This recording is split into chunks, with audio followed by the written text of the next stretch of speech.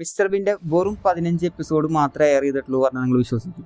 വെറും 15 എപ്പിസോഡ് മാത്രമേ മിസ്റ്റർ ബീനുള്ളൂ. പക്ഷേ നമുക്കത് ഒരുപാട് എപ്പിസോഡ്സ് ഉള്ള പോലെ തോന്നണതിൻ്റെ മെയിൻ കാരണം എന്താണെന്ന് വെച്ച് കഴിഞ്ഞാൽ they preferred quality over quantity.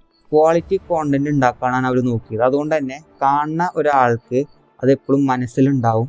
ഭയങ്കര വിവിഡും സ്ട്രോങ് ആയിട്ട് നമ്മുടെ മനസ്സിൽ നിലനിൽക്കും. അത് നമ്മൾ എന്തൊരു കാര്യം ചെയ്യുമ്പോഴും എപ്പോഴും ക്വാളിറ്റീനെ ആയിരിക്കും പ്രിഫറൻസ് കൊടുക്കേണ്ടത്, അല്ലെങ്കിൽ നമ്മൾ ക്വാളിറ്റീനെ ആയിരിക്കണം പ്രയോറിറ്റൈസ് ചെയ്യേണ്ടത്. അത് നമ്മൾ മിസ്റ്റർ ബീനിൽ നിന്ന് പഠിക്കാം.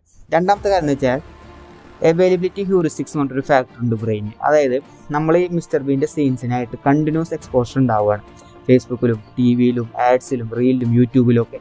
അത് കാരണം കൊണ്ട് ഈ എല്ലാ സീനും ഓരോ എപ്പിസോഡായിട്ടായിരിക്കും ബ്രെയിൻ റീകോൾ ചെയ്യുക.